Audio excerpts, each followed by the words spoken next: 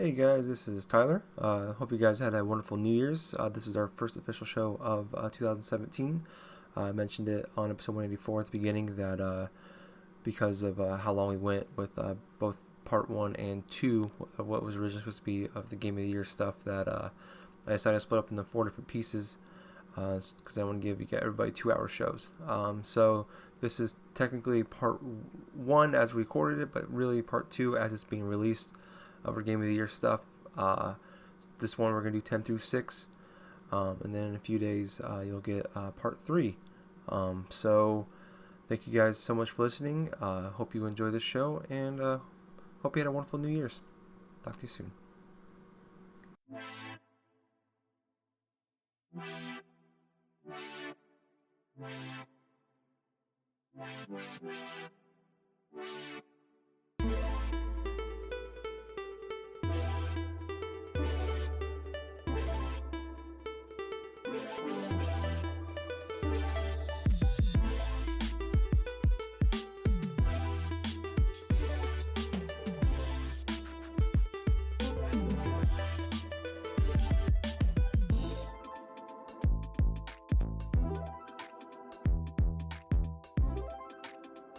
Should we jump into the Game of the Year stuff?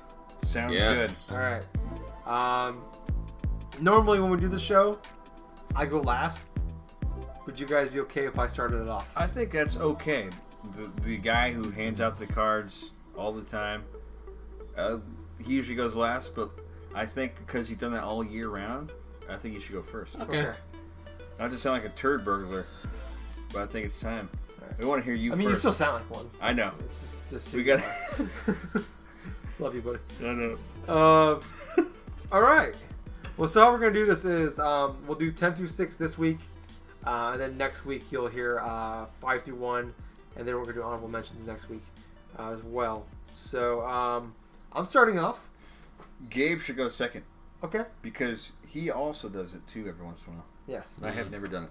Okay. So Jesse will end it off then for us. Number 10 for me is Firewatch. Okay. Starting off big. I thought it was a great game. I beat this game. I think I mentioned it last week. I beat this game in one day in 2 sittings. It's about a 4 or 5 hour game. So for me to be stuck playing one game for that long of a time, that's something to me. Yeah. I thought the relationship between Henry and Delilah in that game was fantastic. In a game where you have 2 characters in it, it had to be, and they had to nail it, and they did it. The voice acting is fantastic. I thought the relationship they built was, in the limited time you had in it, was great. And I would, if this game was 10 hours, I think I'd still enjoy it, just because the interactions they have together is fantastic. Sounds like a nice focused game.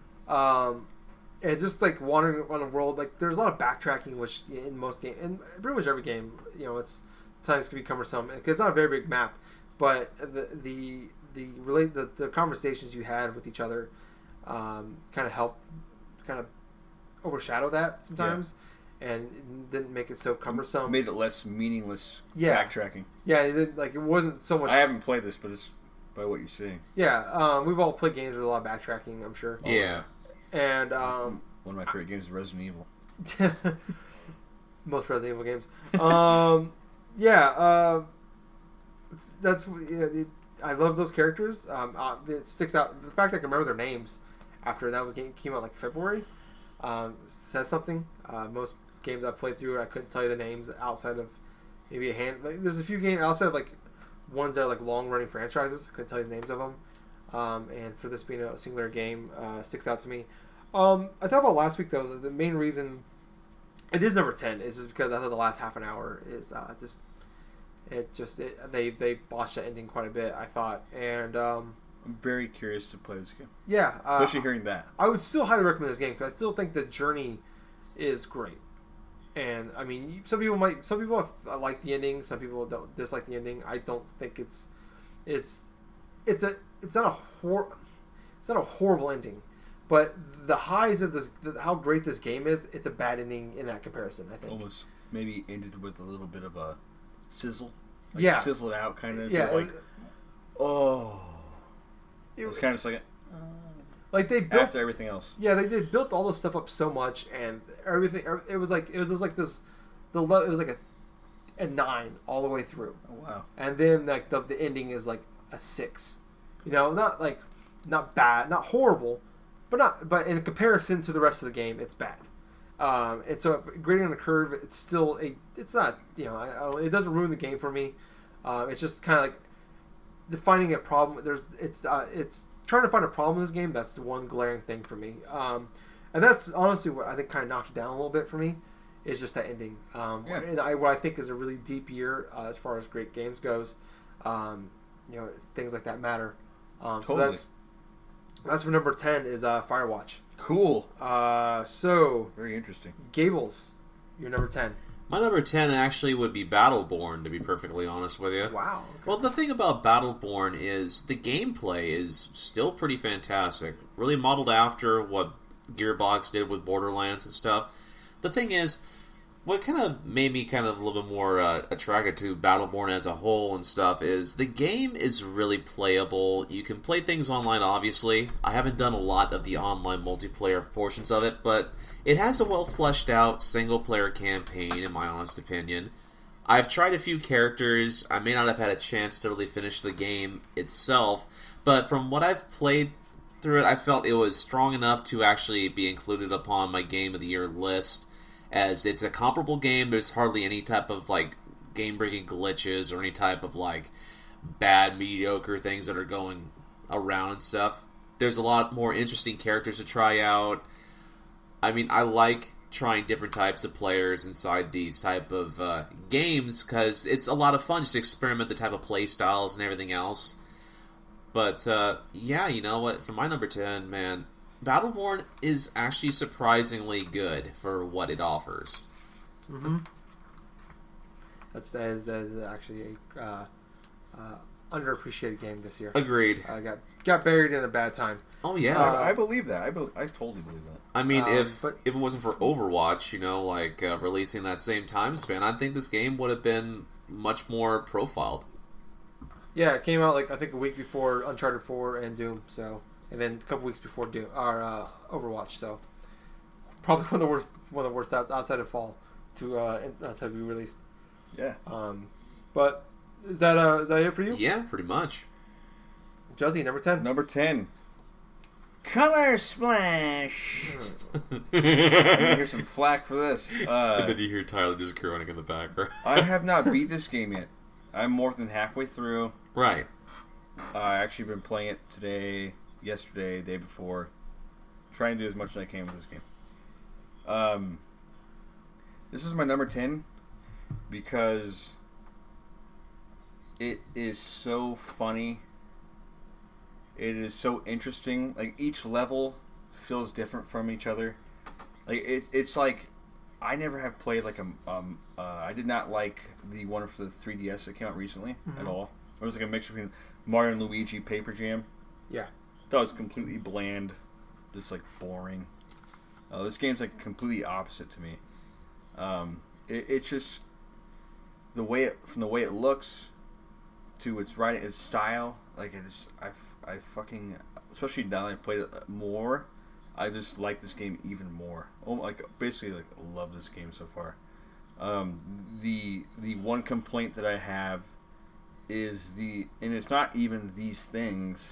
Which is funny. It's the thing cards. I love the thing cards, but I do not like how they are. You have to have this specific thing card to do this specific. It's only in brief moments in the game, which is a shame. Because, like, if you were allowed to use whatever tools you had to your disposal, which you usually can, but only for like it's usually like boss fights, you had to have like the specific one, It is the most like glaring thing to me about this game. It's like what? But like honestly, I know it's my number 10. And I ripped on that part. Everything else is just nailed. Like it's like I actually playing this game, I overlooked that stuff. As stupid as that little tiny part is, and like, man, everything about this game.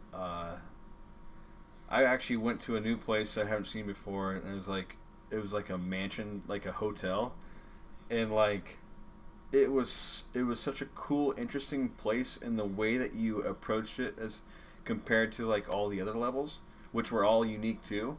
Was like so cool. It was like a mystery was going on with like ghosts and stuff. Not to spoil too much.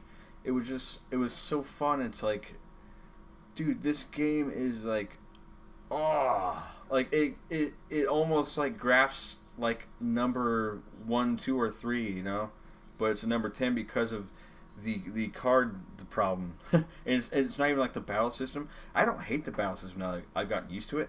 I just don't like how they implemented the thing card to where you have to, like I said, fight like that boss's one weakness, and like it's really the only way you can beat that boss. That is the irritating part of this game. Like, I know I said that twice now, but damn it. Oh, it's the same way with me. It's hard to say too much about this game though without spoiling it, but like, man, like I think Tyler had it nailed. Like if he could just like watch this game and like look at all the stuff that the toads that look very similar, what they say, like I know Tyler, I think Gables, I know for sure, both of you guys would be laughing, and I think when they made, like they said, like you might be crying when this from the story. People thought it was like an emotional story. Like there's some emotional stuff in this game. Don't get me wrong, but I think they're actually talking about crying from laughter. Like there's some such funny stuff in this game that's just like, oh my god, like it was so close to nailing it. Yeah. And like I feel like I had to put it in here because everything else besides like that one aspect, I just completely love. Everything is literally made out of paper.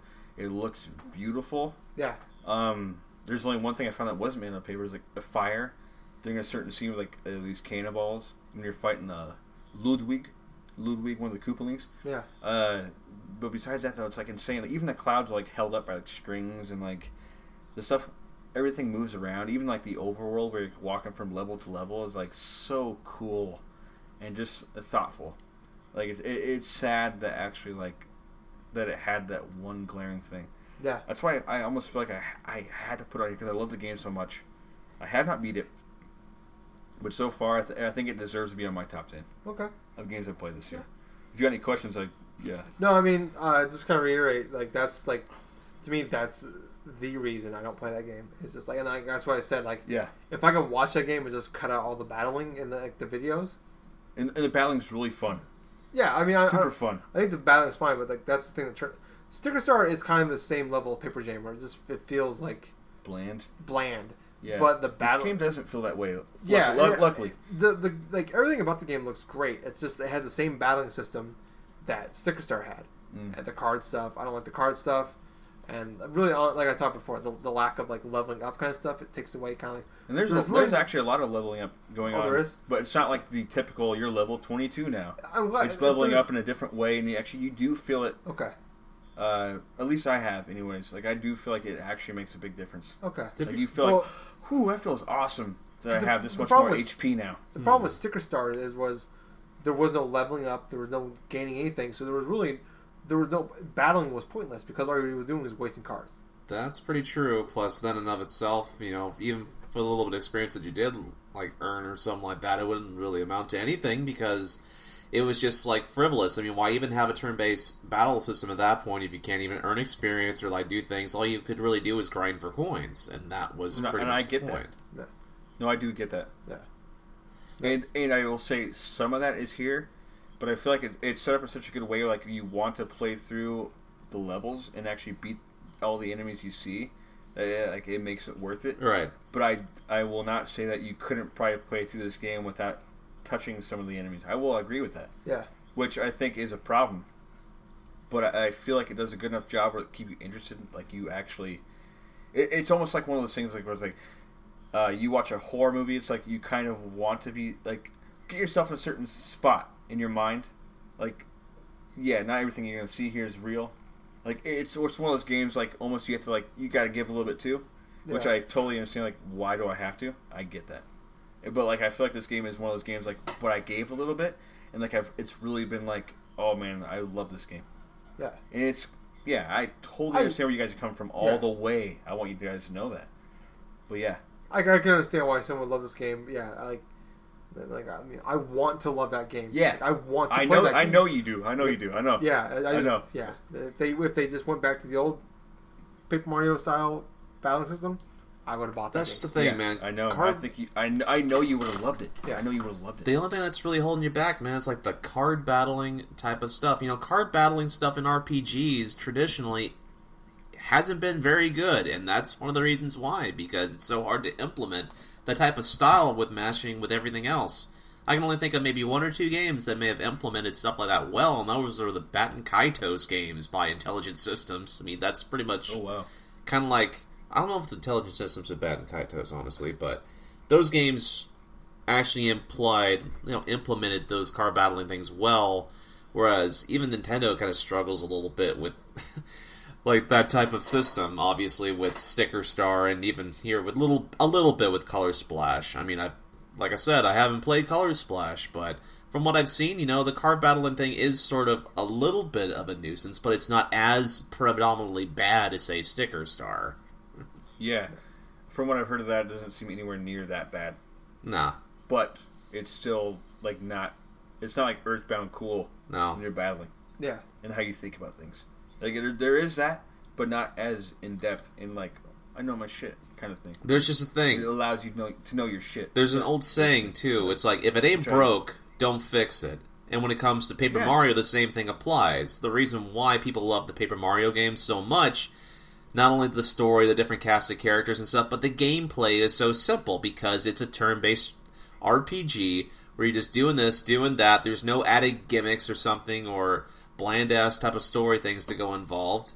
I mean, quintessentially, the series evolved from like a great story told from Super Mario RPG from the SNES, then go forth with its natural evolution to Paper Mario and the Thousand Year Door and stuff. Then it comes back to here, where it's a little bit more like simplified here with Sticker Star and with Color Splash. It's like a little bit better in terms of quality, but it just personally It's lacking something. It's that lacking something. Fulfilled you from those games. Well, yeah, exactly. That's personally how I feel, but that's not how you feel, though. You loved playing Color Splash, and that's awesome.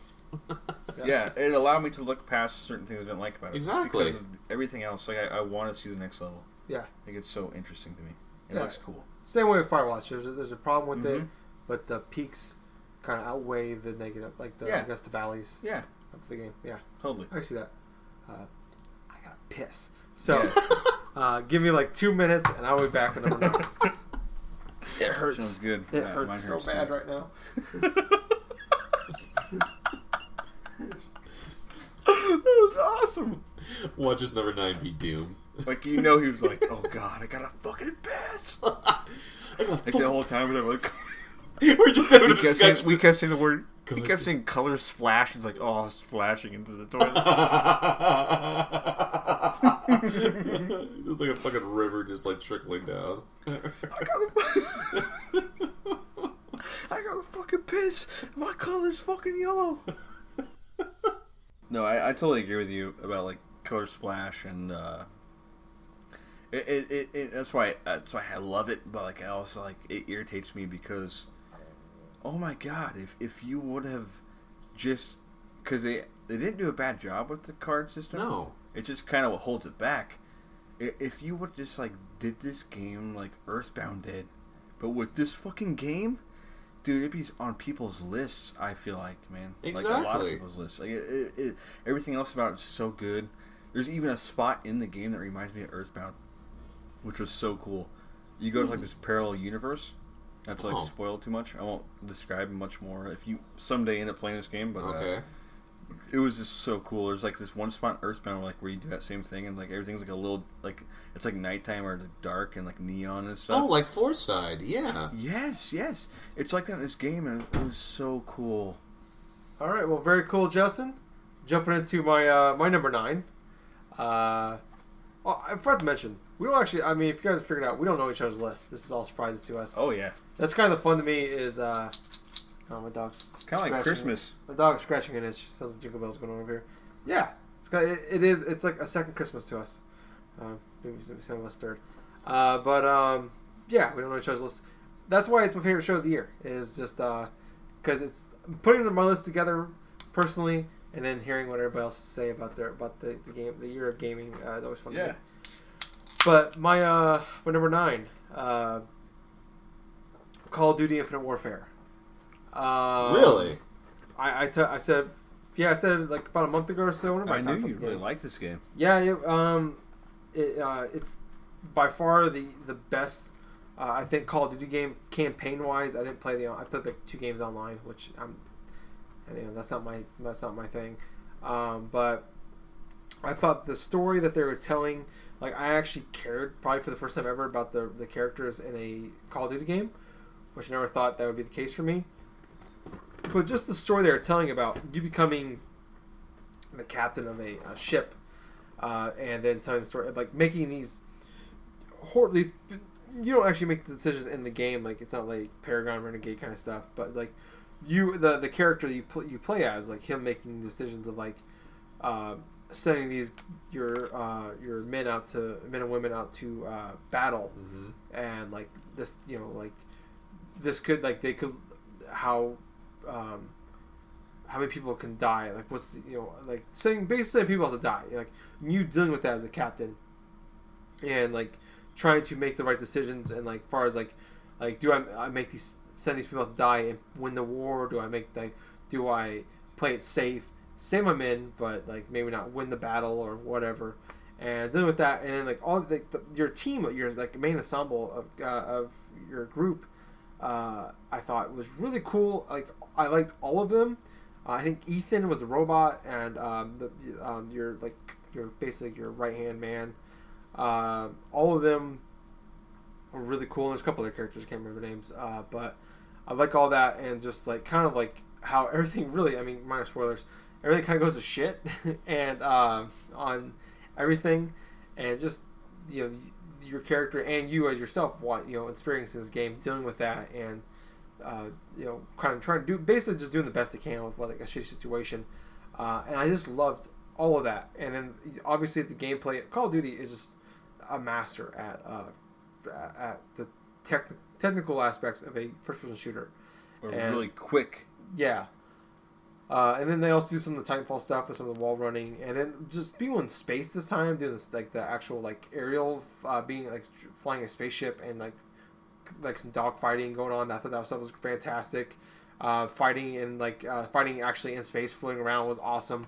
I thought just all of it was great. I don't really have any negatives about this game. It's a really good, great game in a extremely deep year. And that's why this is like probably I told you guys it's the hardest year I've ever had as far as making a games list, because I loved all of these games, and I have little to no complaints about all these games. Would it be fair to say, to me it sounds like this game transcends what it means to be Call of Duty? Mm-hmm. Did you say that about yeah, itself? No, It's not even like a great Call of Duty game. It's like a great game. It's just a great game. Yeah, it's a weird thing to say. It almost sounds like it's a knock at it, but the best aspect of it is it does not feel like a Call of Duty game. Really, the story campaign wise, yeah, like the campaign does not feel like a Call of Duty game, which I'm not knocking Call of Duty. Probably good, because the last couple of campaigns I've tried to play, like, ugh. Yeah, like I liked Advanced Warfare a lot, but it blows Advanced Warfare out of the water. Black Ops blows it out of the water. Like they've had some cool campaigns with the stories, whatever, but the campaign parts, like the scenes they put you in, the experiences they put you in, was cool. And this one, they actually tell a great story with great characters and with some great gameplay and revolutionary gameplay in the Call of Duty series. Like this wasn't them resting on their laurels. This is them like, we're going for something here. And it's unfortunate that a lot of people, I mean, a lot of people play the online. That's the main thing for it. But as a campaign, I have not, like this. I know next year it's a different team, different thing. But this is like, fuck, I want like more of this.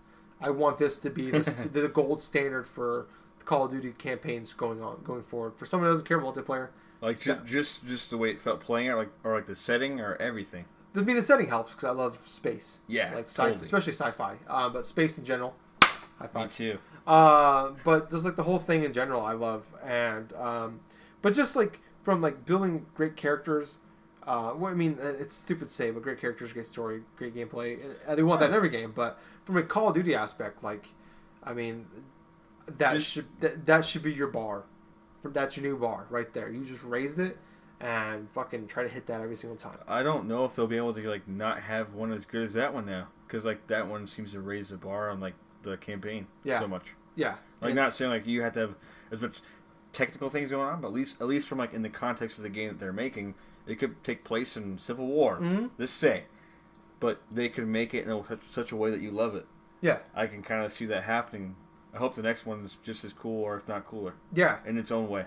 Yeah, I hope. I mean, and I hope they keep some of the aerial stuff in there. Like even if it's not space, like do that shit. You know, I would love that. But I mean, if Battlefield's going backwards and they're going forward, if they keep kind of the same thing going on, they got a good system in place. If they can just build upon that, I'd be cool with that. Or go back and forth and try different things. Yeah, definitely. But you know, space to me is always it's always a plus to me. So you've always got my attention when you're in space. For sure. Or dogs involved.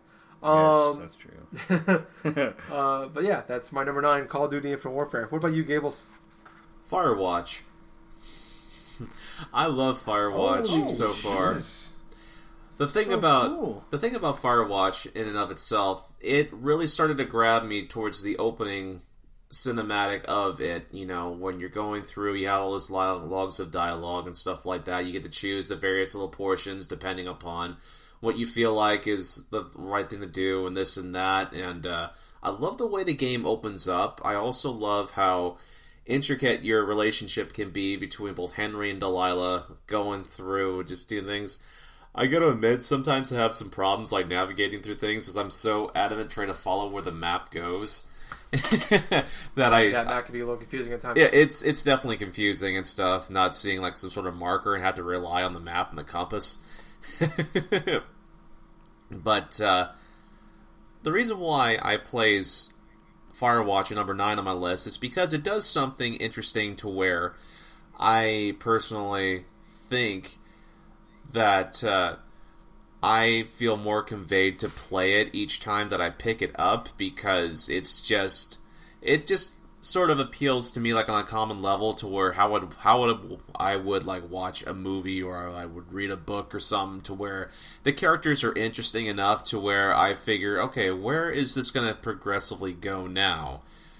I mean, Henry's in this forest and stuff, pretty much having to watch like for fires and all this other stuff, but there's also such a crazy hijinks that happens and stuff like that. Not doing too much spoilers and stuff, but I kind of like the opening section where he has to investigate this firework type of like thing that he has to do, and coming across like just random like stuff in the woods and stuff like that until he finds who exactly is doing this and stuff like that. And just hilarious how you can choose certain the branching dialogue stuff. Like the whole conversations with like Delilah, this with Delilah in general just feels so organic. In terms, I just couldn't really stop like from listening to some of their dialogues, especially since it comes across randomly, and you have the option of whether answering something or just letting it go by. Which it honestly makes me feel kind of bad if I don't answer it right away, because it'll just like give you a brief thing without even telling you at certain points. But, yeah, for my number 9 is Firewatch. Kind of a surprise for me. Yeah. Me too. That's awesome. I didn't know you played that game. That's definitely awesome. Josie, number 9 for you. My number 9 is Severed. Oh, wow. Okay. There you go. I thought this would be higher, honestly. Yeah, it's moved around.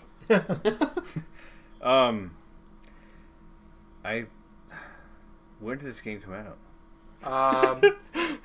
I want to say like September. Like it came out on the Vita early October.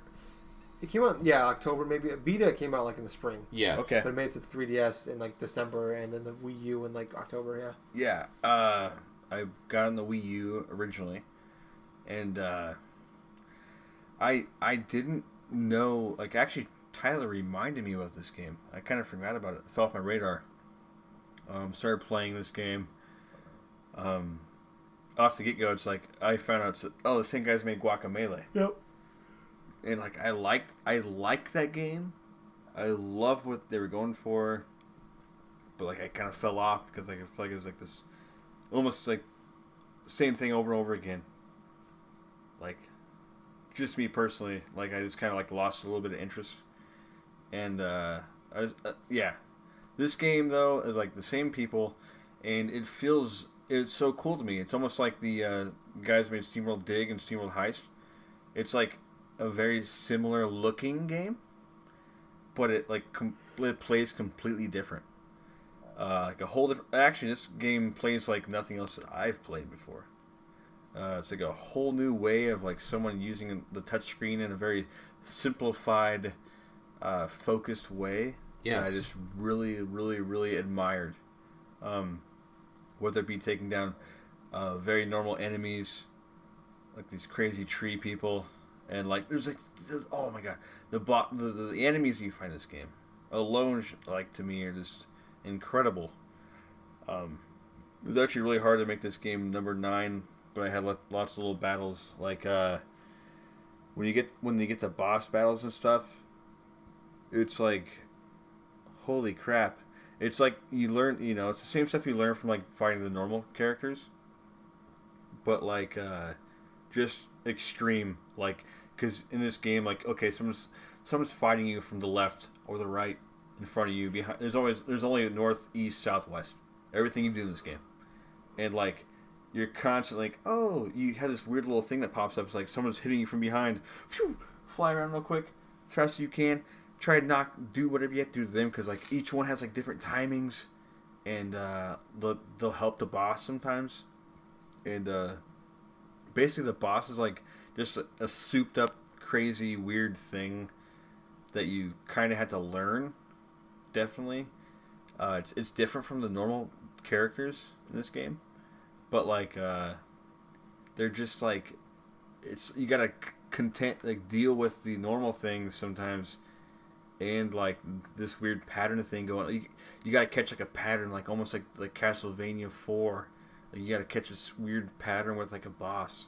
Like it feels so good once like you kind of figure it out, and then you beat him, and it's like, ooh, like it like the game makes it feel like rewarding. Just it feels great to beat the boss.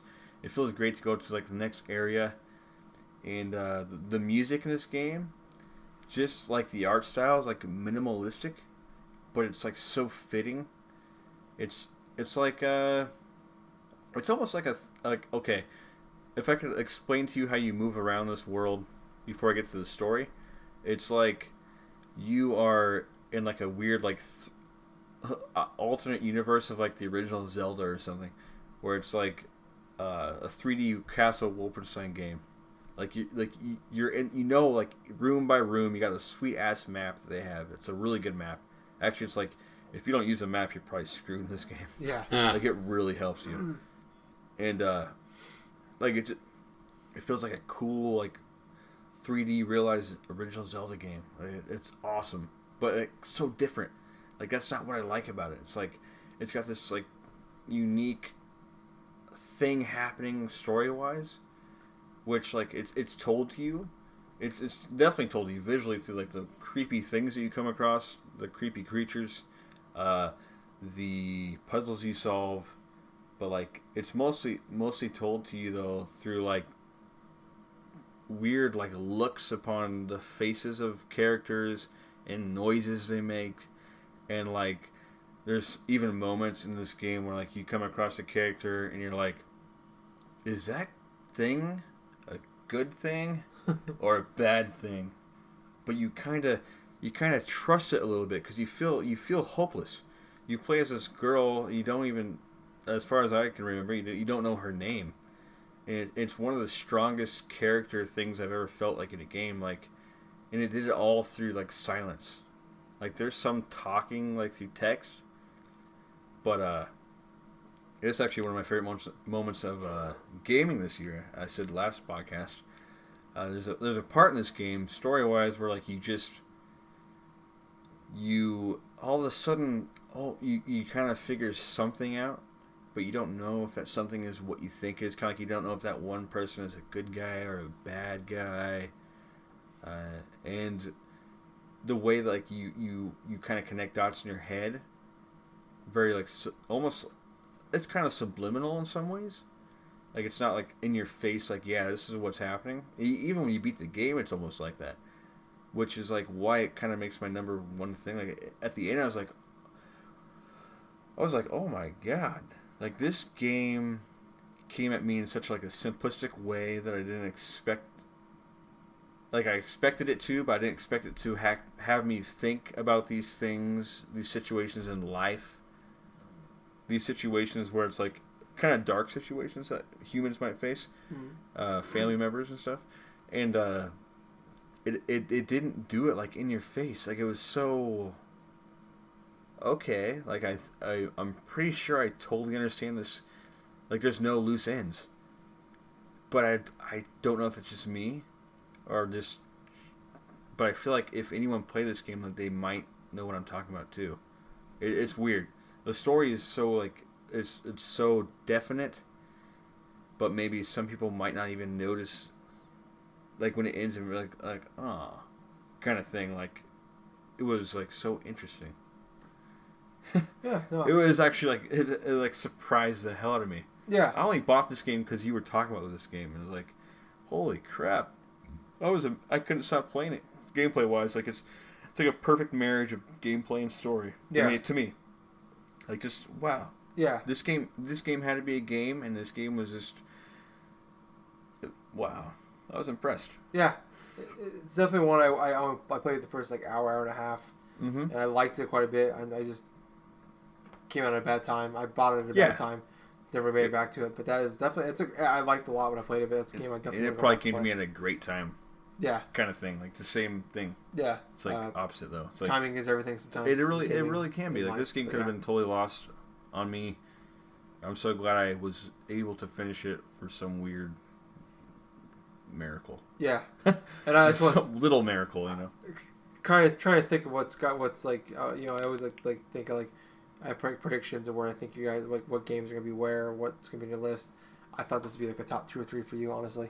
So I'm surprised it's number 9. Honestly, it was up there. Yeah. Yeah, it truly was. Yeah, I can see that. And I understand. Kind of jumping into my number 8 if you're done. Yeah. Okay. Go ahead. My number for like I told you guys yesterday when we were talking about through chat that I had 8 games. My top 8 games at one point, all of these games were in contention for Game of the Year for me. So that tells you how there's not a big gap between 8 through 1. But I understand. Jumping into number 8 for me, it is Inside. I absolutely adore this game. Being a fan of Limbo and carrying on with Inside, they somehow Limbo is one of the best games of the last generation, and to actually top that, I agree. Is a no small feat. It's a fucking fantastic game. The art style is great. Mm-hmm. The world is like the first like 5 fucking minutes of that game where you're like being chased by those people and like and then being like the fucking the way it's like, all played out. Yeah, it's fucking like being chased by dogs and just like making that jump at the last second. This is in the first few minutes of the game. It's just like fucking. Ooh, all right, you talked me into it. I'm gonna buy it when I get home. All right, cool. I'm glad. $10 on sale. It is on sale. Yeah, I have just like a lot of that like Call of Duty. I have no complaints about this game. It's a fucking awesome game. Like for a game that you just start off like you're sliding on the cliff, and people are chasing you, and like these dogs are after you, and like you're like in this weird like. Then at one point you're like walking, you're in like this weird line with like these people, and you gotta walk a certain way, and you gotta stop at a certain point, you gotta do these certain things. You feel like it's part of a machine. Yeah, and it's just like there's nothing's told to you. There's no text or anything like that. It's just you just jump into this game. The puzzles not super hard, but I think still at the same time they're very smart. And they do take some effort to figure out and some effort to actually physically do them. But I loved all of it. It was maybe a 3-hour game. at most, maybe 4 hours. 3.5, something like that. Yeah, I enjoyed the entire journey. Even the last 20 minutes. I don't know if I loved the last 20 minutes, but I know I don't hate it. I enjoyed the last 20 minutes. Yeah, I will say that. I enjoyed it, but as far as like what's like kind of going through the story, it's just like, what the fuck is going on? This is just crazy. Yeah. It's just everyone will probably think of something different. Yeah, I mean, like I said, I know I don't hate it. I don't know if I love it, but I definitely it does something to me, which most games don't do. So yeah, Inside, it's number 8. Fucking one of the all-time best puzzle games, side-scrolling games. So definitely this generation, maybe ever. So yeah, that is Inside. Very profound. Yeah. Nice. I like it. What about you, Gables? What's your number 8? Battlefield 1. Oh wow. Okay. Battlefield 1, the presentation of the whole entire game looks phenomenal, to be perfectly honest. Yes, it does. I've had my fair share of like troubles at the beginning, like for the tank stuff, but even so, regardless of that, though, the gameplay is so very easy to get into, and it's just so fun just to go and experiment, just progress through just particular parts of like the campaign and stuff, and just all these spectacle after spectacle after spectacle, and like one after another and stuff. The whole different branching like campaigns alike. And, like, just the whole various amount of, like, things that can happen, like, say, in the multiplayer matches and stuff, just really make me want just to go and invest some more time in it when, I feel like it. But as it stands right now, it's like, this is probably one of the better, like, Battlefield games that I've personally played, where I feel compelled to play it more and not just play it for an hour, never play it again, or, like, just never finish it at all. So I know it's doing something right in that regards, but as far as, say, first-person shooter-wise and stuff like that, I feel that is probably one of the stronger first-person shooters I've played in quite a while. I mean, I've played some, I've, like, had some, like, interesting first-person shooters that I've finished, say, like Half-Life 2 and such, but for Battlefield 1, it just feels very, like, different in terms of the atmosphere and feel, because it's obviously, like, a gigantic war zone in World War I. You gotta do this and that and stuff, and try to maintain things like repairing tanks and controlling, like, carrier pigeons and, like, doing all this other shit and stuff. I mean, the whole thing with the carrier pigeon is so fucking bizarre. Can we all agree that's the moment of the year 2016? That is hilariously awesome to say. I don't know what's more bizarre, the fact that you're controlling the pigeon or the fact that you feel like you're controlling a fucking tank as you're controlling the pigeon, It's like... Yeah, or the fact it's like, oh, I'm actually controlling this pigeon. Oh, I know. Oh my god. Oh no! It's like, It's so hard to be a pigeon! That's the one of the fuck moments top of the year and stuff, like, why the hell is it so hard to control a fucking pigeon?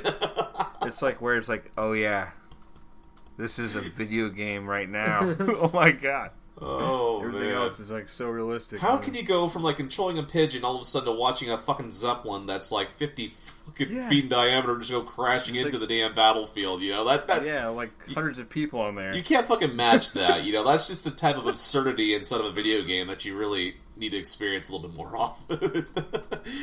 But yeah. But yeah, man, like number 8 It was funny, It's like I would look back at that and smile.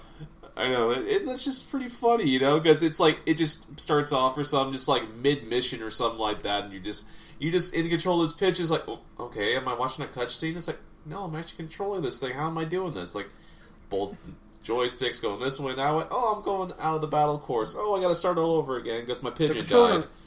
The controls are so bad, though, you're better off just letting it fly, not actually touching the buttons. Yeah.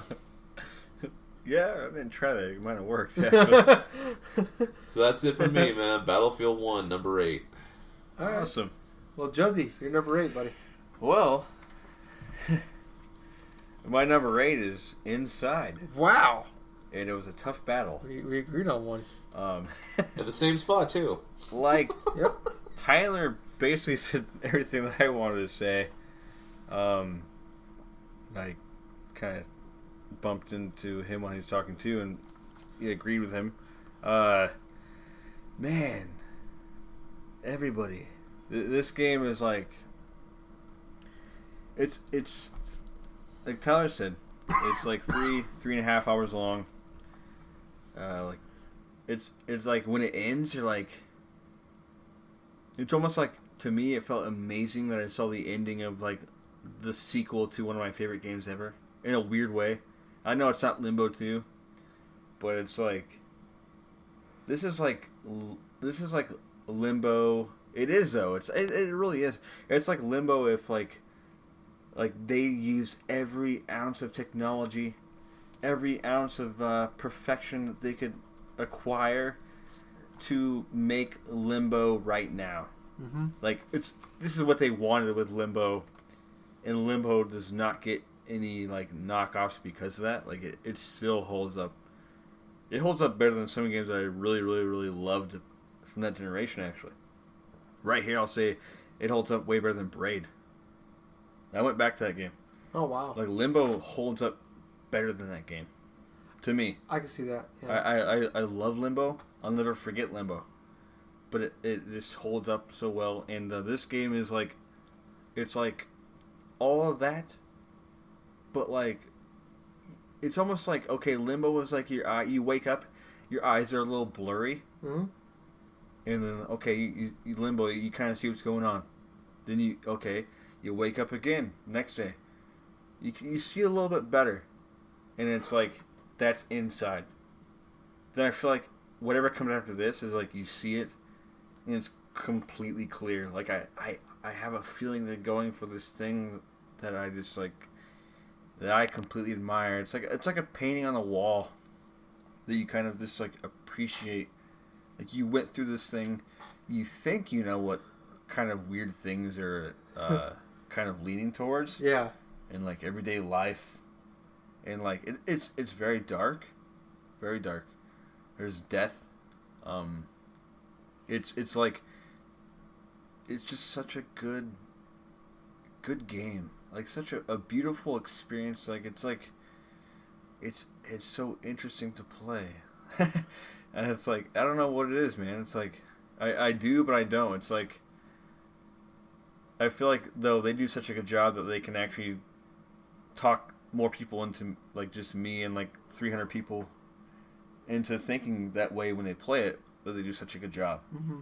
It's like being an artist, a painter, and then like, okay, a couple guys might like appreciate this, but it's like to get so many people to appreciate this is like, it's really incredible, and they did it through video games, and I think it's really neat. Yeah.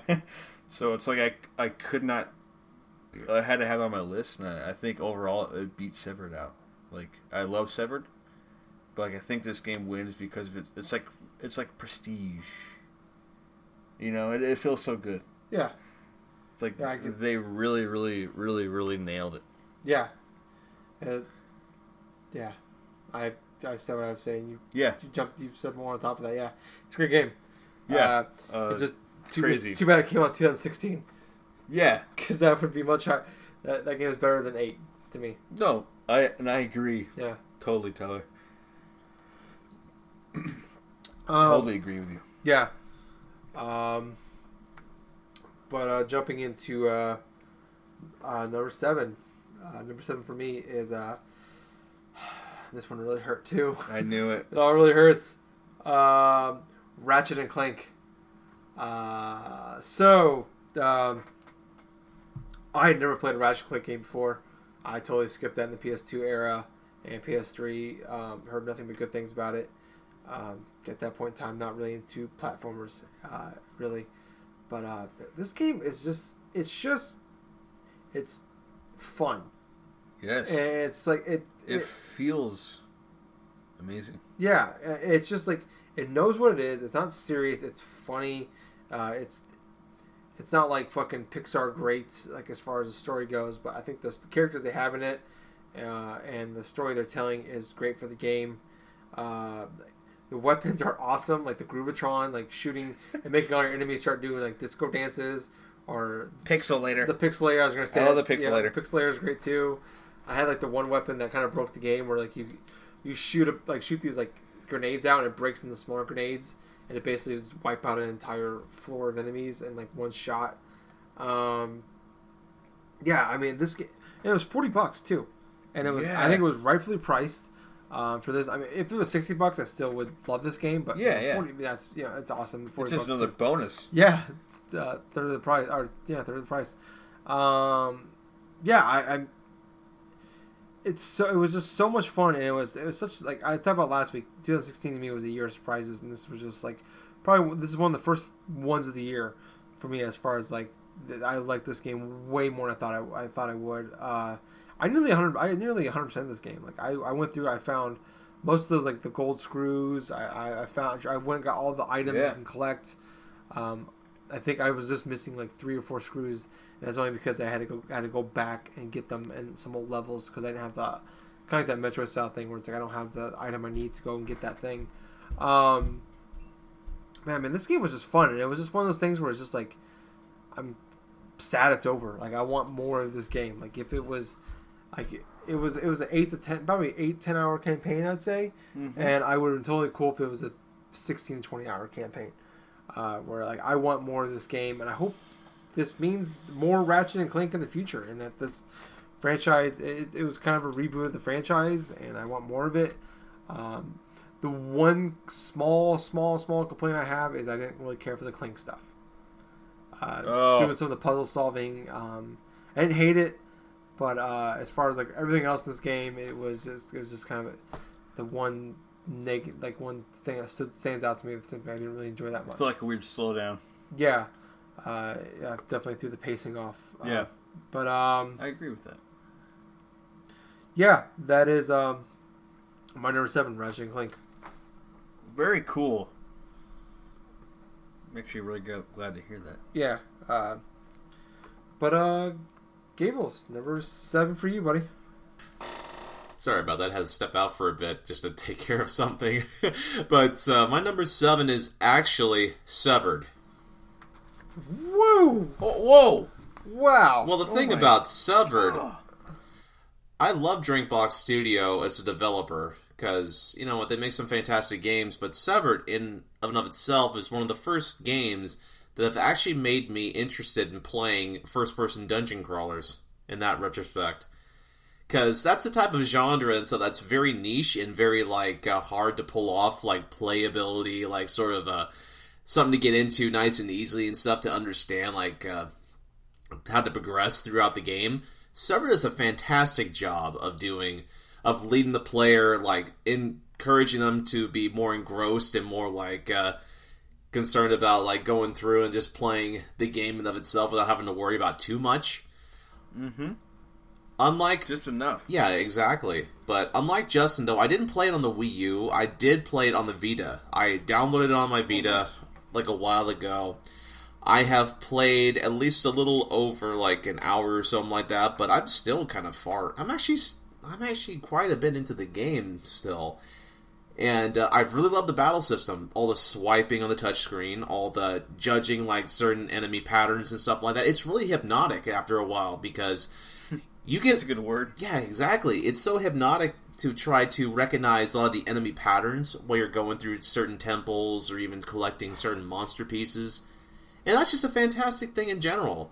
Using the monster limbs, like the limbs of your enemies in order to decorate your character and stuff. Yeah. You look so creepy and like almost demonic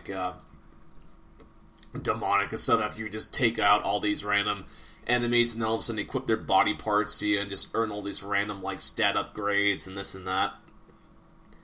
What I also praise the game for is the quick leveling up sort of mechanic.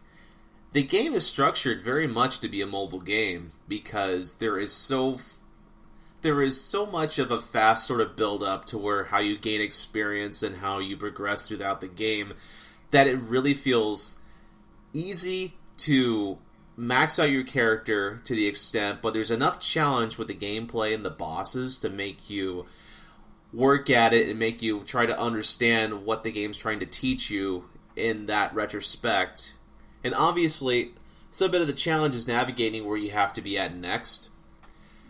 Inside the perspective that is presented, it's sort of a challenge to try to navigate things because it's like a traditional kind of dungeon crawler where you gotta investigate by like going, like turning the D-pad a certain way and stuff and progressing forward or doing this and doing that.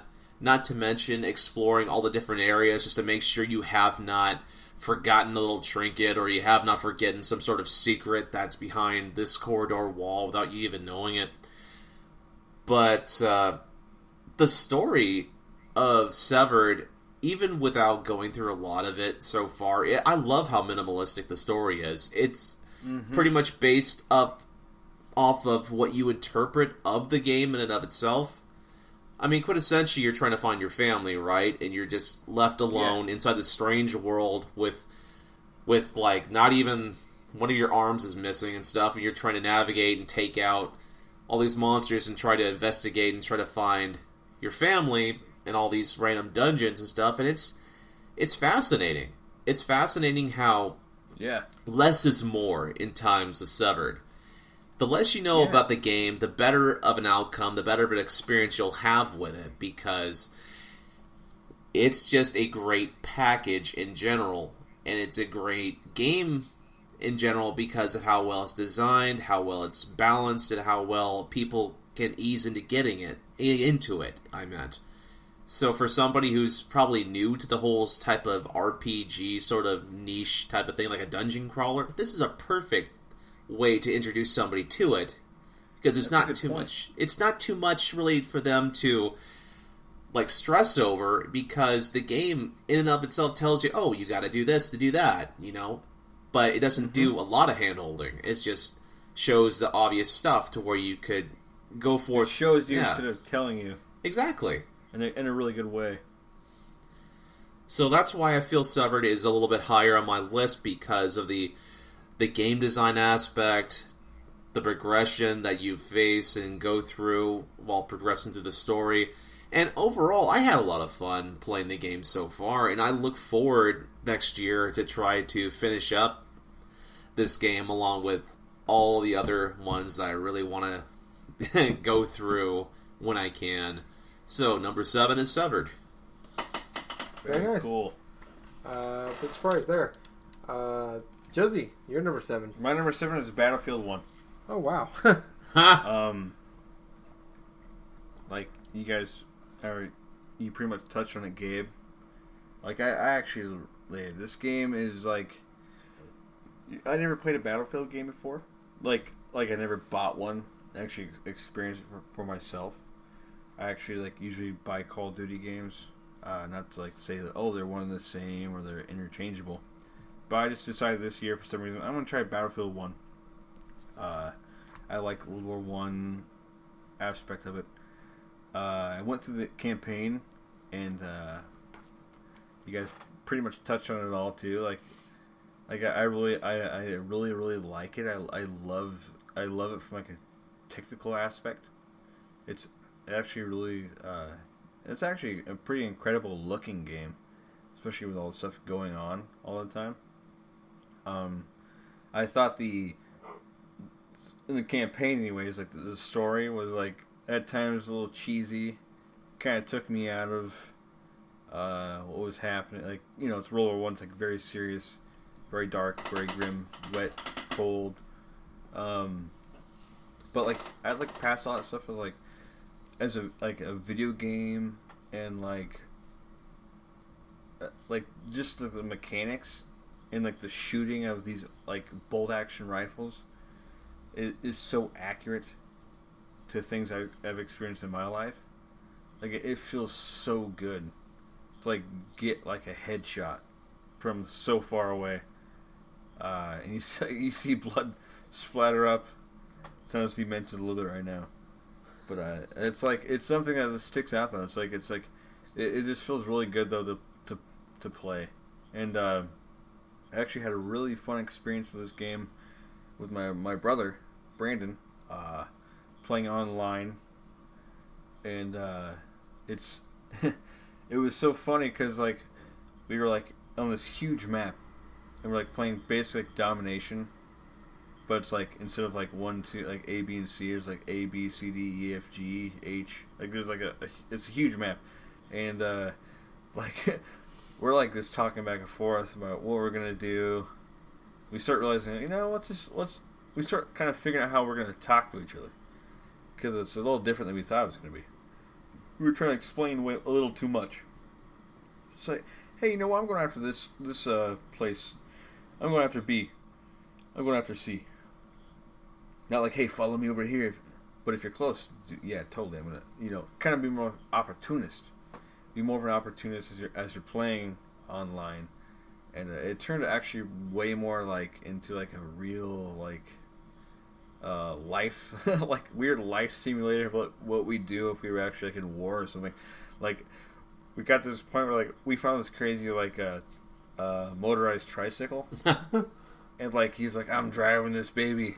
And like he was gonna take off, and like, dude, I want to hop in that thing. It had like a side cart. Oh, awesome! Yeah, it was so cool. And he's just like, all right. And he can't shoot, but like I'm on the side cart. It's like I'm like, I don't care who I see. I told him if I see someone on our team, because I'm like I have trouble sometimes seeing the color, anyways. I'm just gonna shoot him. It's all the video games. It's just fun. And like I'm shooting everything. And like all of a sudden I realized like, oh, I flew through a fence. I'm still in the sidecar, and like I'm in a field now, and I'm in a field. I look over to my left. My brother's not there anymore. He basically ghost read me into a field, and like he's like, oh yeah, I left that like 2 minutes ago. And it was so funny. Like I had this experience with like, this is where it transcends like video games. It's like having this crazy weird situation happen where like oh my god, that's fucking funny. Like that would happen to us in real life, but like we're living it through this game. Like this is really fucking hilarious. And like I know it's like, oh, that doesn't make the game that good, but it's like this, I was allowed to do that in this game, and like still had fun and still felt like I was actually accomplishing something when I was like shooting the opponents and like taking over certain spots. It's like this game's pretty awesome to me, like really awesome, especially coming after like Battlefront, coming off like a game where like I feel like it was like it needed more to actually be worth $60, or to like have the Star Wars Battlefront name basically. Just really a lot more content here compared to that, and I think it's really awesome. Feels really good playing this game. That's my number 7. Oh, I love Battlefield 1. It's really cool. I recommend, if you have not tried a Battlefield game, check this one out. It's awesome. Yeah, very cool, man. I really like it. I'll jump into number 6. My number 6 is and this, god damn, it gets harder every time. Gears of War 4. God damn it, I love this fucking game so fucking much, man. Oh man, I want to play it. This game makes owning an Xbox One worth it to me. That's awesome. I like Gears of War 1 and 2. I thought it was fine. I even like Judgment to a certain extent. But Gears of War 3 was like, everything just came together with that game. They figured out the story, the pacing, the art style, everything about it. It just felt fucking perfect, that game, for a Gear. Like, they nailed it all. And with Gears of War 4, there's a lot of concern going with, I think it's Black Dawn or Black Dusk. Can't remember the name of the Black Tusk. Black Tusk, thank you. This is their first time making a Gears of War game, and a lot of concern there. Like, they did it pretty well. Like, they beat the bad guys. It was over. What are they gonna do with it? Not that like the story is like the fucking greatest thing in the world. But to me, and I said at the time, and I stick with it, it's the Force Awakens of video games, where they took the old characters from the original trilogy and they did a great way of tying them in with the new characters, and also making these new characters stand on their own, but also very important. Yeah, I liked it. I like you threw that in there. But also not feel like the old characters were just kind of shoehorned in there for nostalgia's sake. They were meaningful. Yeah, and obviously Marcus Phoenix is. I think this is the best he's ever been in any of the other ones, where just him being the grumpy old man at this point is awesome. Like when he first jumps in, when you first bump into him in the game, like the people that the main bad guys in the beginning of the game like attack his house and basically destroy his entire house, and it's like just him like dealing with the aspect of his house being destroyed, and then like there's one point where you're like running through a greenhouse and like they destroy his tomatoes, and he's really upset about the fact that his tomatoes were destroyed. These are mine. He's like, my tomatoes. That whole part was great. Like, there's a comedy aspect. I've had that happen. Someone actually went to Justin's kids went to his house, and then so the government agency went to destroy Justin's house. No, seriously. In fact.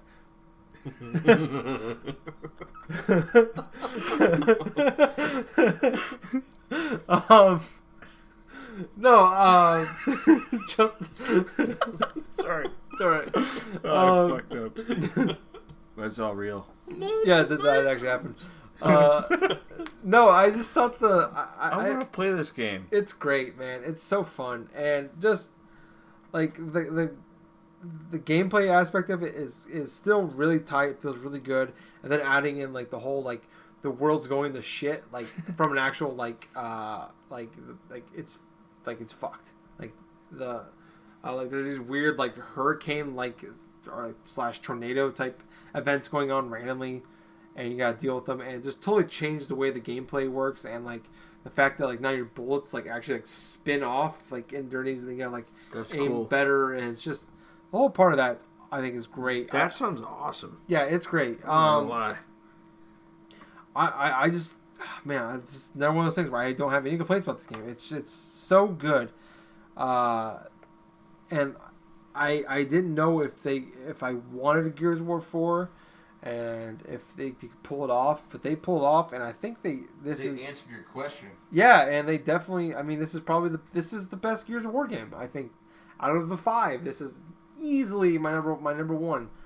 And I just the new characters and the way they ended it with Gears of War 4, like being a fan of the original trilogy, and where they left off with it, and kind of the cliffhanger they did, I think is awesome.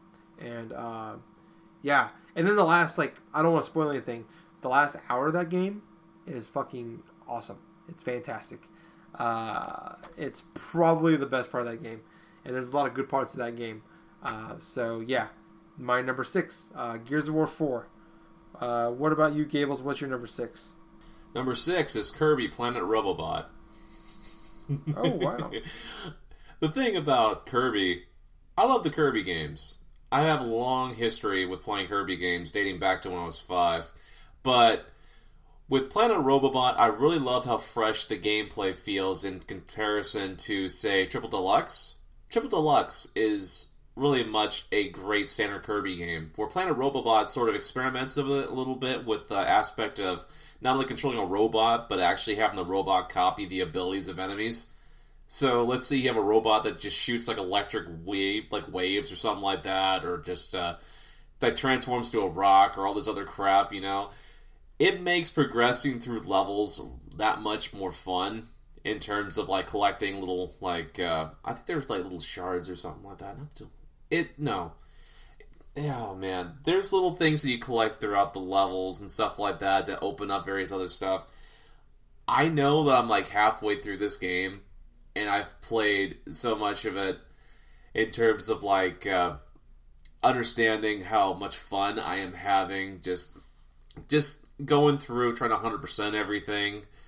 Because when I played through like Triple Deluxe like last year and stuff like that, and then had so much fun just going through and just getting 100% everything, it just feels the same way for like Planet Robobot with me. But only this time it feels much more refined. It feels so much fun just playing as like the robot character, just going through the different stages, figuring out the specific little puzzles so I can collect the little gem items and stuff for each stage. And there's like 3 or 4, actually like they're kind of like gears now that I think about it. 3-4 gears or something like that throughout the course, opening up like a special level, then beating random bosses and doing this. And the thing about it is the gameplay is so nice and simple to understand, and it's not like overly convoluted or anything, and it just feels great whenever you just progress and finish a level.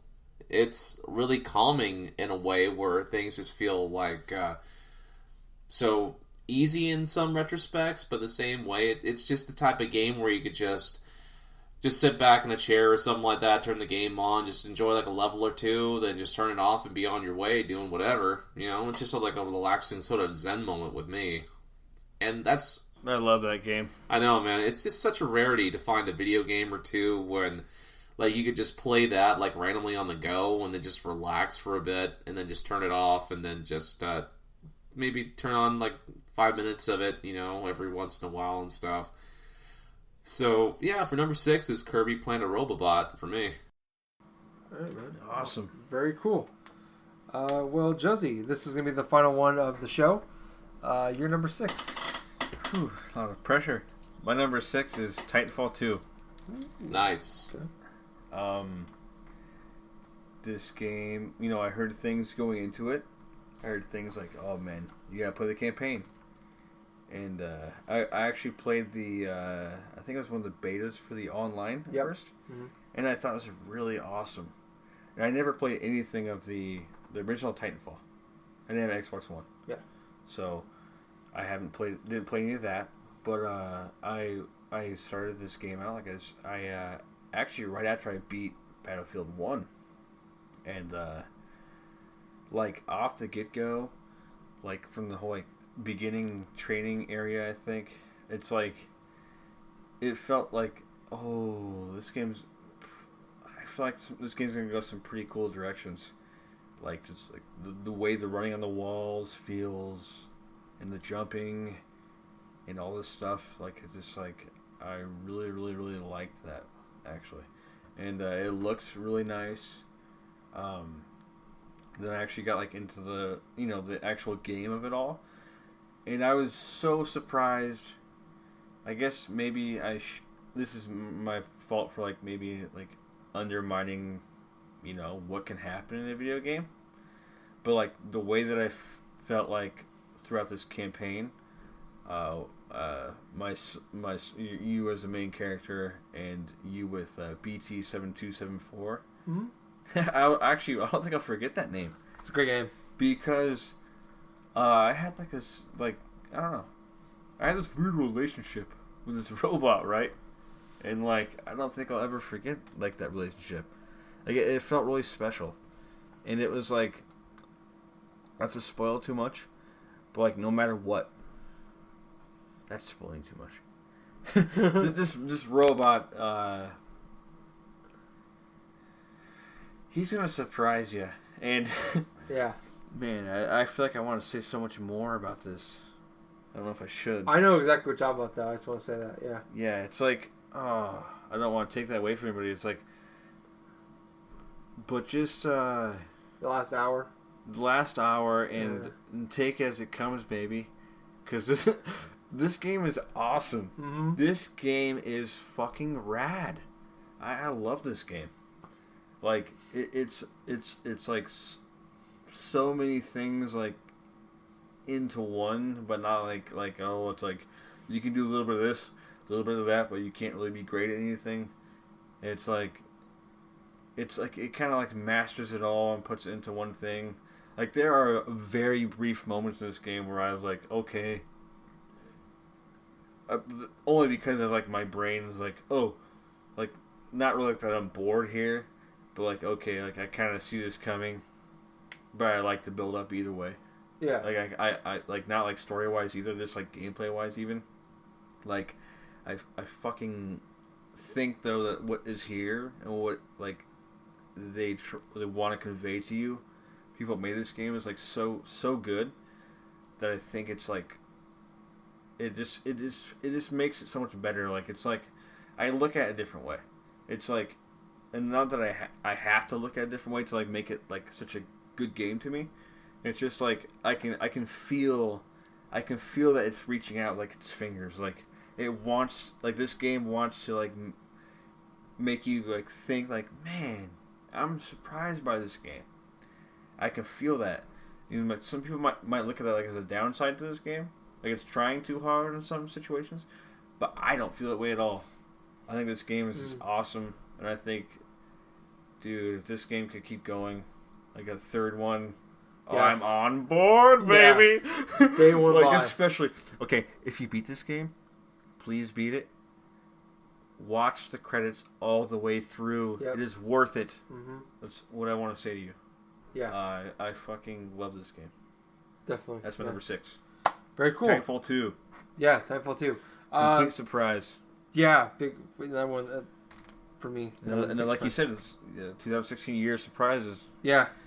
To reiterate real quick, our 10 through 6s. For me, Firewatch number 10, Call of Duty Infinite Warfare number 9, Inside number 8, Ratchet and Clank number 7, Gears of War 4 number 6. For Gables, number 10 was Battleborn, number 9 was Firewatch, 8 was Battlefield 1, Severed was number 7, and 6 was Kirby Planet Robobot. And for Justin, he had Paper Mario Color Splash at number 10. At number 9 was Severed. At number 8 was Inside. Number 7 was Battlefield 1. And number 6 was Titanfall 2. So that is just part 1 of our Game of the Year show. We will be back next week with 5 through 1 and honorable mentions. Real quick, if you guys want to hear more from us on Facebook page and group, GenGaming Podcast on there. On Twitter, it is GenGaming Pod. So follow us on there.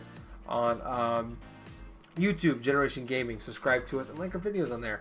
And then also on Twitch, GenGaming Podcast. Sorry. So check us out on there. Justin streamed all of Titanfall 2 and Last Guardian on there. Mm-hmm. So if you want to check that out, you can definitely do that. And Battlefield 1. And also in Battlefield case you're 1. interested. Yeah. That was our show for the week. Thank you guys so much for listening. This is probably going to be our first show of the year. Thanks again. Happy New Year. Hope you had a good New Year's, I guess. Yeah. Happy New Year. Past tense there. Yeah. But thank you guys so much for joining us in 2016, and hope you guys continue us with just this and more in 2017. We love you. So check back next week with part 2 of our Game of the Year show. Love you guys, and we'll talk to you next week. Home Alone 2.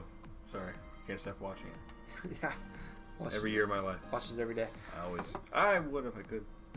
And of course, until next time, everybody, GG. Alan. Oh yeah. Bye. Bye. Bye bye. You got it. That's awesome. Jesus. No, but for real, we're out.